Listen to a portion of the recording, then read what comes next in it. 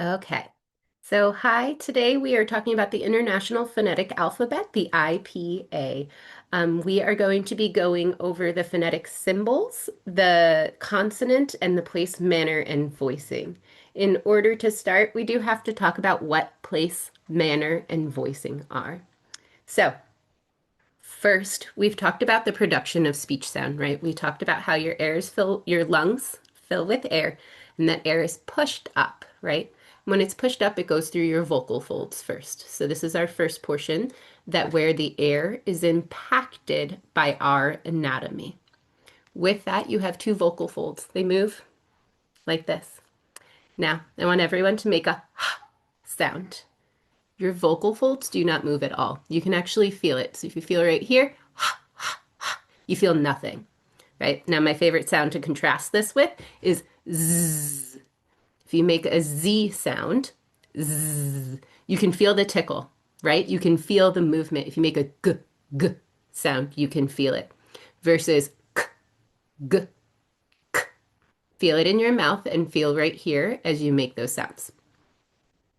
That is the difference between voice on and voice off, or voiced and voiceless, right? So in those examples, S is a voiceless sound. Our vocal folds allow the sound to escape through without impacting that air. When we make our Z sound, everything else is the same besides the fact that our vocal folds are now vibrating. So that's voiced versus voiceless sounds.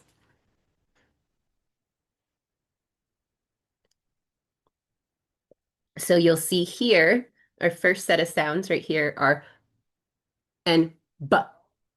The difference between those is P is voiceless and B, you have your voice on. And we can see that right here in this chart. Um, Now, we have to talk about place and manner. First, let's talk about place. Place is where the sound is made in your mouth, right? So place where, right? Bilabial means bilabial. Two lips. We use both of our lips. So make your P sound. Our lips come together and then open back up. P. For B. The same thing happens, but our voice is turned on. Same thing. My lips touch in order to produce that. And then W. W. My lips aren't touching, but I have to utilize both of my lips and round them and bring them out in order to make that sound. W.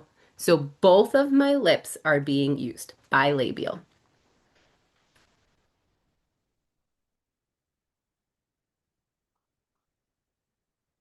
Our next one is labial dental. So labial again, lips, dental, teeth. These are our teeth on lip sounds, right? So our first two, our voiceless would be our voiced, right? You'll notice I use my hands a lot. It is because we use a lot of hand cues within our therapy to increase knowledge. And you'll learn a little bit more about hand cues as we go and gestures as a portion of understanding how your mouth moves. So those are our labial dento. Our teeth are touching our lip. Our teeth are small whitish structures that touch your lip, right? Interdental. Break the word down. A lot of the times, just want everyone to remember when you're in a quiz, stop and think. Break the words down just a little bit instead of being like, oh my gosh, I don't know what interdental is, right? So inter, between, dental, your teeth, right? Is one of our sounds. That's our voiceless, like in bath, right? Voiced th sounds more like oh no, like in the, there, they. So my tongue is coming between my teeth when I produce that sound. And is your voice on or your voice off when you're doing that? Alveolar. In your anatomy, we first have our teeth. So if you've noticed, we've been moving back further in the mouth with each of these. Bilabial, we started with our lips, then we went teeth and lip, then we went just teeth. Now we're going back one more. Your next step back, if you take your tongue and run it on the top of your mouth, like you're licking peanut butter. Right behind your teeth, you feel a bump. It's called your alveolar ridge. My way, my way of remembering this is one of my linguistics professors at one point said she saw a bumper sticker that said, "Ski the alveolar ridge." I have no idea why that has stuck with me for over 15 years now, but it is just the thing that I think of every time. So hopefully it helps you too. For our alveolar ridge and our alveolar, so the sounds that utilize that portion of our mouth, we have t. So if you feel it, your tongue comes up, touches, and then comes back down. T, t, t. That's our voice off. T, t. Okay, if we turn our voice on, d, d, d, right? That's our D sound, D sound. And that is, again, our tongue comes up, touches, and then comes back down. We also have S and Z. Now, if you notice that sound has to come right through the middle there, right? If your tongue is up and touching your alveolar ridge, then we have a sloshy sound. Shh. We'll talk a lot more about that, right? So this is utilizing the air utilizes your alveolar ridge. So S and Z. N, N, your tongue comes up, touches, and holds. N. And then oh, our tongue comes up. Now, if you are so out over exaggerating, oh touches your teeth. But if you're saying it naturally in conversation, you didn't just see my tongue when I said naturally, right? It's only seen when you're really overemphasizing. So our tongue really touches our alveolar ridge for your L in natural speech. The next one is palatal, so that middle, right in the middle, your palate. This is shh and zh.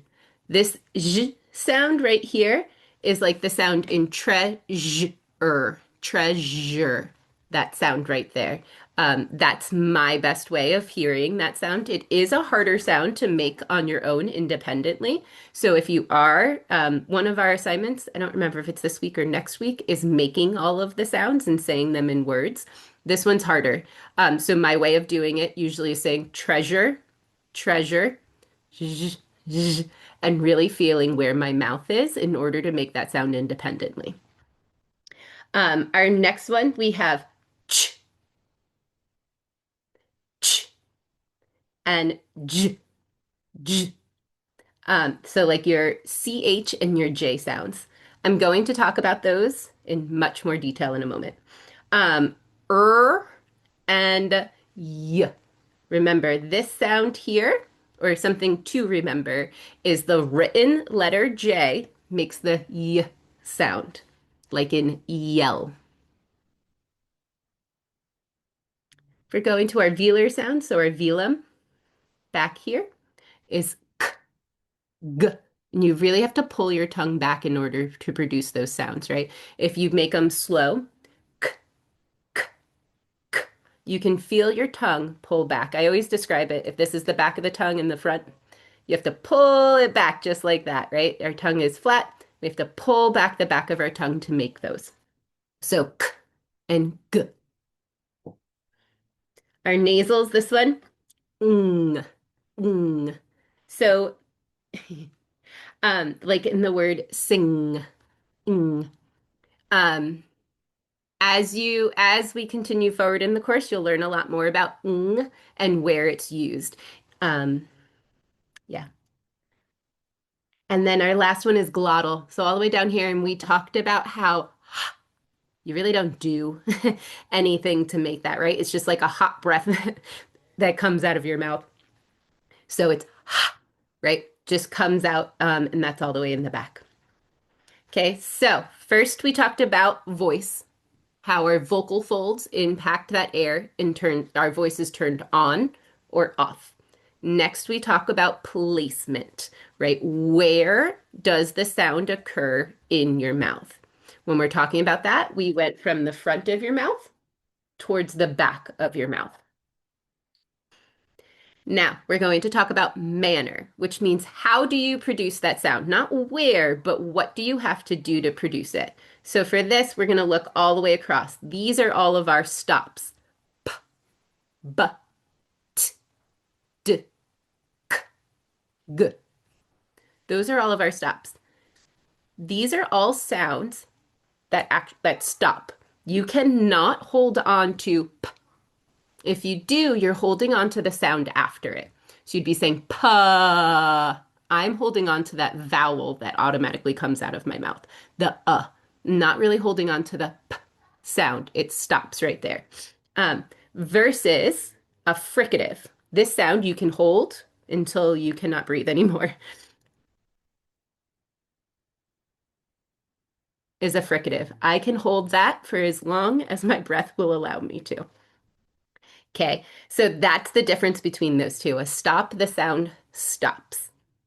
The other thing to really recognize while you're doing this, and it takes a lot of practice, is when you're producing the sounds, you don't want to produce that sound afterwards, right? Because then think about we're practicing k, every time after. Then when a child or a student is trying to say that in a word like back, we're going to hear back afterwards. So one way to do that is to think about turning off your airflow. Now that we're truly understanding how your speech system works, we're going to apply that with ourselves. We'll do a little speech therapy with ourselves, right?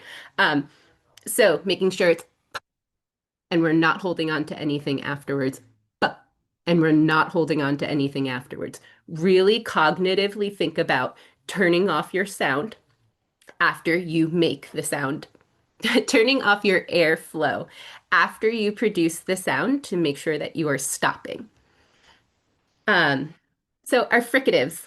Fricatives are those sounds we can hold on to, like I said, for as long as humanly possible. So, v, v, s, z, sh,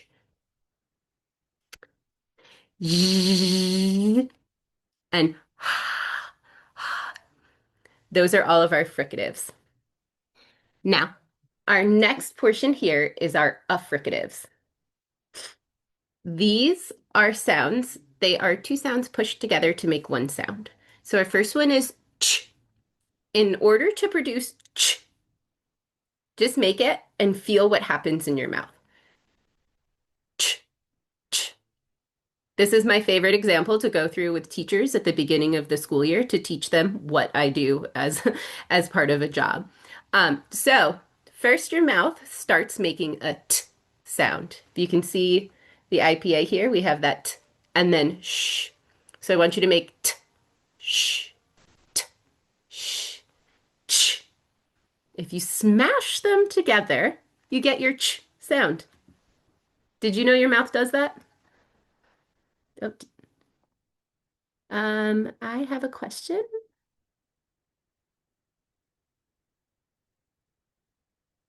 Oh, does someone have their hand raised, or did I raise my own hand? Hmm. Okay, if you have a question, please let me know. So ch is that t and sh sound smashed together. I think that's the coolest thing in the world. Because you never realized your mouth was doing it until I said it, or until you read about the IPA.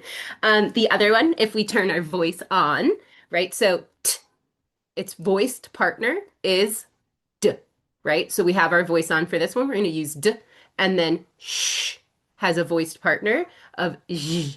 So we're going to do the same thing, and you put those two together of d, j, d, j, j, j, j is our sound. So it's really cool how those two things interact to make an affricative sound, and it's considered one sound.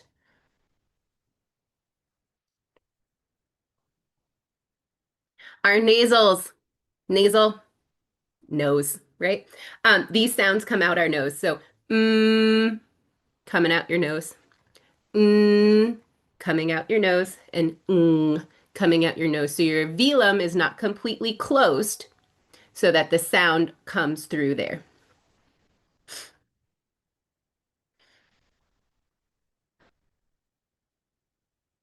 Our liquids, these are probably your hardest sounds and the ones as speech language pathologists and SLPAs that you interact with the most. Liquids. Er. You can make them in multiple different spots in your mouth, and there are also sounds that like are harder to see, especially your R. So when you're trying to do articulation therapy for an R, it's really hard because you can't see the exact position, and it's not, you can make it in a few different spots in the back of your mouth, but knowing that it's a liquid. And then glides. Y is one of our glides. Um, So making sure you go through this this document here goes through everything that I just talked about very nicely. It also goes through vowels. I am going to self-admit vowels are my least, least favorite part of the English language. Not going to lie, I understand their value. I understand how great they are. I know we need them. They're horrible. So, for vowels, my biggest thing I can tell you is remembering your words. So, that little I right there is, or sorry, E, see? Like in s, E, t. Being able to segment those words and then hearing that vowel sound is the best way for you to build an understanding of the vowels. And then you want to know where they are as well. So we have E, I. These ones right here are empty.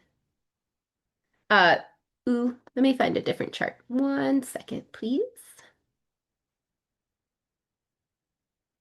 Okay. See, vowels, always a problem.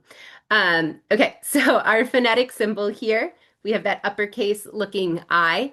I will also send out to everyone a website that you can utilize to be able to write in the IPA. It's called ipa.typeit.org. So you type in, let's say I wanted to do um, shut. So and then I would type in my T, and then I can copy and paste that into whatever I'm working on Canvas. Okay, so this one. So let's go through our vowels. So we talk about where they are in your mouth. So front, central, or back, and then how high your tongue has to come in order to produce them, and then tense, how tense everything has to be. Okay, so we have that big looking I, that's I as in kid. K, I, d, I. This little one right here, as in A, so b, a, t, bait. Our horseshoe looking guy, like in took, t, k, ooh, as in blue. Let me do goose. That's easier. Goose, g, oo, s, right? Ooh. A, and as in bat. B, a, t, a. Ah, as in hot. H, ot. Our backwards C, as in caught. Aw, k, ot. Our carrot, as in so mud, m, d. I, well, it looks like an lowercase I. Um, E, like in green. Gr, e, n, e. Schwa. So that upside down E is called a schwa, and that's like in the, uh. This is our backwards three, a lot of people will call it, as as in bet, et. We have O as in okay or boat, b, o, t. And then we go into our R colored vowels. So these are vowels that are this is an R that is impacted by a vowel that comes before it, right? So we have as in bird. You have as in mother. Now, for these, you will not hear a difference very easily, and it takes a lot of training to hear a difference between them. For this, the location of where it is in the word is going to be your best way to know the difference between these two while you're learning them.